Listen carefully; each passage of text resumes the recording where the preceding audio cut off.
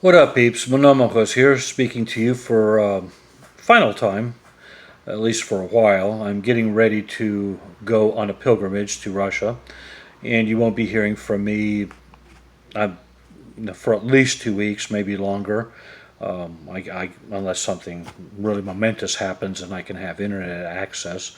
I really want to take some downtime and concentrate on things in my life that I think I need to. I will publish comments though, so if you want to keep on commenting, you may do so. Don't expect it'll happen lickety split. It probably won't.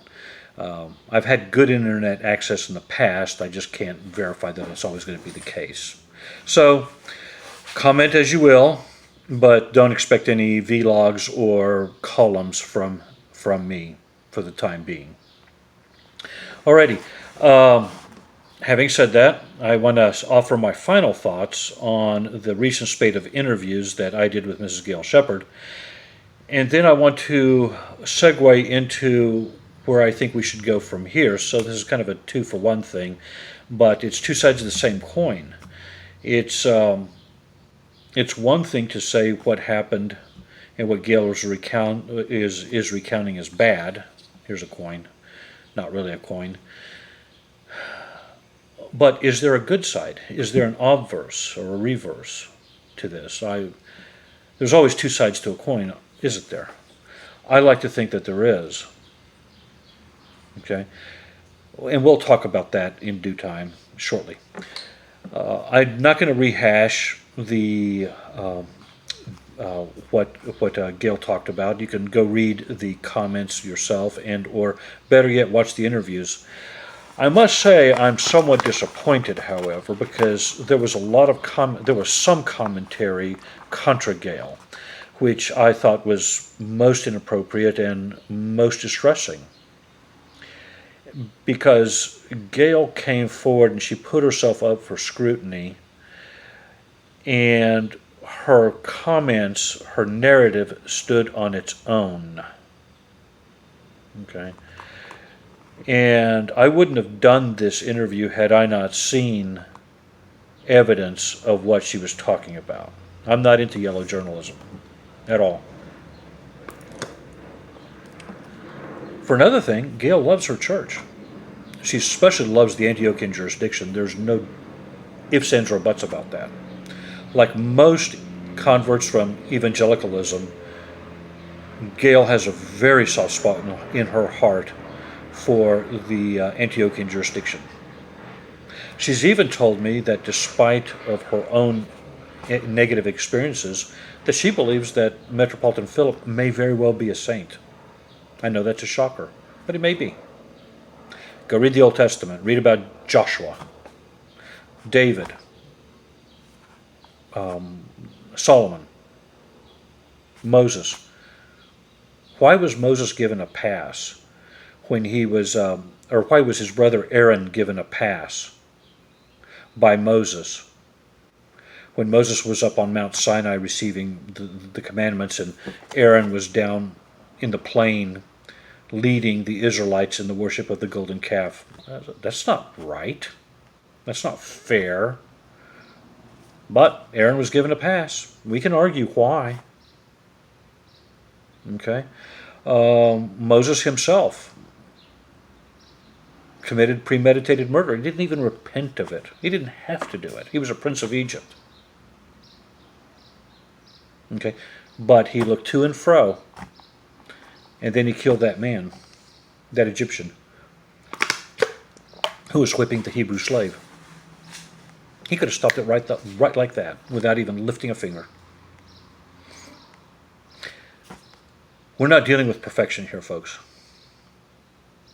Nobody's perfect. I'm certainly not. Neither are any of you. I'm not here to judge you, though. I'm here to judge myself. What I want to get out of Gail's story, and I think you should too, are several things. First of all, we live in a country in which free speech is available to all. And as Christians, we are called upon to use the gifts of whatever nation we happen to inhabit for the greater good of the gospel. As long as there is a First Amendment, we should use the First Amendment prudentially. Okay? We're not supposed to go and broadcast our brother's sins to the world. However, we can go to that brother privately and try to reprove him. And if he doesn't do that, then we go with 2 or 3 witnesses. And if he still doesn't listen, then you can go to the church. If the brother's acting in a criminal manner, I suppose you can go directly to Caesar. Gail observed the protocols. She did. And she suffered for it. I admire her. Her faith is stronger. So, let's go forward. Why is freedom of speech important? Why is it important for us to reprove our brother, or brothers, or brethren, if they're erring? Well, if we don't, look what happened to the Roman Catholic Church. You know, in Roman canon law, it is against the law, so to speak, to ordain any man who has a homosexual inclination.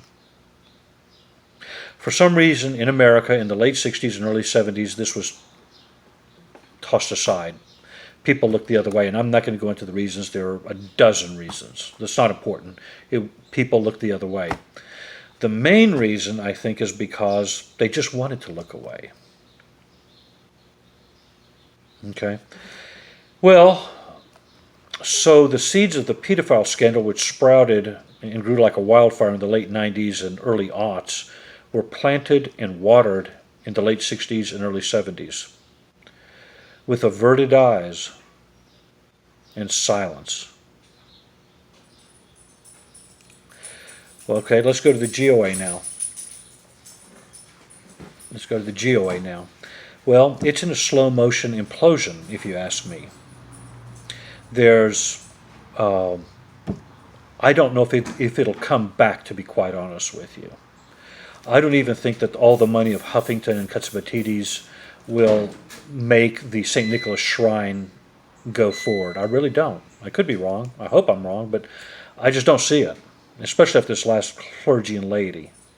Again, we could have said something 20, 30 years ago. 25 years ago, we could have all rallied around Archbishop Iakovos when he was told to step down and said, no, you're not going to. We're not going to let you step down. You've done too much here in America, too much good things, too many good things. And we are going to stand by you. We look the other way. Oh, well, he's the patriarch. We've got to do what he says, blah, blah, blah. We've lost a generation, folks. And people are leaving every day. The GOA is turning quickly into the joke jurisdiction here in America. And that's a pretty tall order, actually. You know, I mean, because, you know, there are other jurisdictions that are joke jurisdictions, or have been in the past. We looked the other way. Didn't want to say anything. Okay, let's not forget, Gail, when she offered her criticisms, the United States of America, was operating in a post-9/11 world. Not only were we in 2 wars, one in Iraq, one in Afghanistan, we were in we were taking down the AQ Khan thing. We had black sites here and SEAL teams sent over there. Plus, there were terrorist bombings in London, Madrid, Paris, Amman, Jordan, a few other places. There were things were not good. As an American, you have a duty. You and I have duties to go to the proper authorities if we're in possession of evidence that is startling. Okay? Nothing wrong with that. You got to do that. Otherwise, you're complicit. Alrighty? So Gail observed those protocols. Okay. So, now we're going to go to the second part. If we don't take what we need to from this and learn our lesson, then Gail's suffering would have been in vain. Alrighty? What do we need to learn? Well, we need to learn to act like a local church. It's not that hard, folks. You know, the Lord created different ethnicities, different races, different nations. Every nation has their strengths, and every nation has their weaknesses. I'm talking stereotypes here, but stereotypes are true for the most part. They're based on some reality. In the Middle East, one of the deficits of the various peoples that lived there, not just the Semitic peoples, but even the Indo-European peoples that lived there, is that you have to take matters into your own hands, especially when it comes to justice. We're talking about vengeance, usually. And it's very common to lash out. It's very common to put on a braggadocious front at first so that you are not victimized in the first place. Okay. We here in America have our own deficits, our own pathologies. But as long as we are tied to the apron strings of the old world patriarchates, we will have the worst of both worlds. That's what I'm trying to say here, people. We need to cut those ties. Now, notice I did not say we need to not love them, not support them, not give them succor when necessary. We could and we should. But a lot of us here are married, I take it. Well, do we still love our folks? Yeah, we do. But we're responsible for our spouses. We create our own families. What did Jesus say? For this reason a man shall leave his mother and father and cleave unto his wife. Jesus said this, folks. We are daughters of Istanbul, of Damascus, of Moscow, of Kiev, of Belgrade, Sofia. We are daughters. But daughters grow up and get married. And they start their own families. And the cycle starts again. And that's normal and that's right. So we need to start acting like an American church. I got some ideas. Gail said something to me. Why don't the bishops of the Episcopal Assembly just do something as a local synod? I thought, okay. So I got to thinking. I came up with three things. How about on a certain date, let's say September 1st, 2020, but basically 2.5 years from now, that every bishop of the Episcopal Assembly signs a statement which says, in effect, that as of this date, all converts will be received into the Orthodox Church in the United States and its territories and dependencies in this manner. And they can decide what it is. Baptism or chrismation. Don't care. It's not my call. I'm not a bishop. They are. How about that? Just one thing. Doesn't matter what jurisdiction you're in. Doesn't matter what diocese you jump to. It doesn't matter what patriarchate your diocese is still tied to. In the United States of America, the territorial diocese, the territorial region that is called the United States of America and its various dependencies and protectorates and territories. This is the way it's going to be. Okay. How about number two? How about we can talk about how many marriages are allowed? 2, 3. How about, are marriages supposed to be re-performed if you are a convert couple? Do you have to be remarried in the Orthodox Church? Again, I don't know the answer to that. They could put their heads together and do it, though.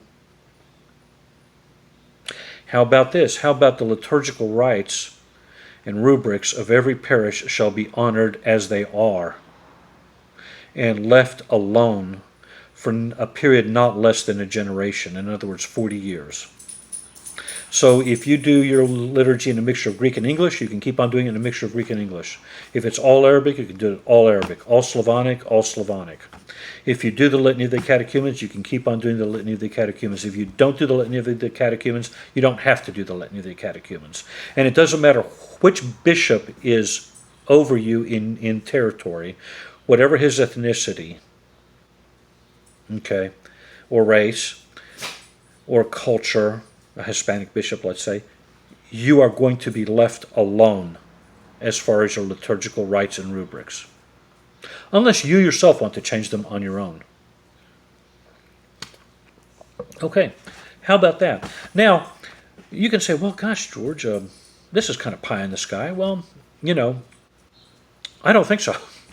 Because you know how many bishops we have here in the United States? We have over 50 bishops. And I thought, well, 50 bishops, 50 states, why not? And I was told by a critic, oh, no, you don't understand. The vestments are expensive, their salaries. They have proto-deacons or archdeacons. They have subdeacons. And I thought, wait, hold on. So I did a little bit of exploring. I went to the Patriarchate of Constantinople website. And you know what I found out? According to that website, there are 5 million people in that patriarchate. 3.5 million in Greece, 1.5 million in the diaspora. I think those latter numbers are bogus, but we'll go with it. Do you know how many bishops are in the Patriarchate of Constantinople? 125. 73 of them are diocesan ordinaries, or real diocesan bishops over dioceses. The other 3 are either titular bishops or auxiliary bishops. In other words, if they're titular, they're the Bishop of Bursa, the Bishop of Chalcedon, the Metropolitan of Philadelphia, the Metropolitan of Smyrna, dioceses which no longer exist. I mean, Istanbul itself barely exists. Okay, but they have 125 bishops, 53 of them with no dioceses at all. How are they being paid for? So now let's back up now to the United States. We got 50 bishops, 50 plus. They're all being paid. They're all being provisioned. They all drive cars. They all pay gasoline bills. They all pay automobile taxes and licenses. They all pay property taxes. They all pay the light bill, heating and utilities, water, gas, electric, the whole 9 yards. They all go to the Safeway or Kroger or whatever grocery, Vons or Skaggs, whatever grocery store is in your area. They go there and they eat and they get food from there. How are these men being provisioned? If they already are being provisioned, why can't they just, instead of having 7 bishops in Manhattan or in New York City, and 6 in Chicago, and 3 in San Francisco, and 2 in Pittsburgh, and 3 in Philadelphia, and 2 in Detroit or whatever it is, and 2 in Los Angeles, why not just divide them up? Send one of the bishops in Chicago to Kansas City. Send another one to St. Louis. Send another one to Cincinnati. It can be done. It's already being done. They're already being paid for. So, folks, if nothing else, what you and I and everybody needs to take from the series of interviews is we can keep on doing what we were doing and keep on listening to more stories like Gail's story, or we can go forward. It's up to you. I welcome all comments on this part of the vlog.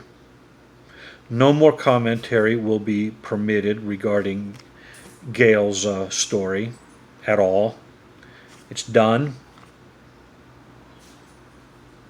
Don't waste your time typing on the keyboard. It'll go immediately into spam. Talk about this. Tell me where I'm right. Tell me where I'm wrong. Give me other ideas. Let's go forward, folks. Let's not dwell on the past. And let's make sure that what happened to Gail never again happens to anybody in the Orthodox Church. Anybody who brings forward any type of malfeasance, especially if they do it the right way. So, on that note, Pax Vobiscum, let's try to love one another. And очень хорошо. До свидания.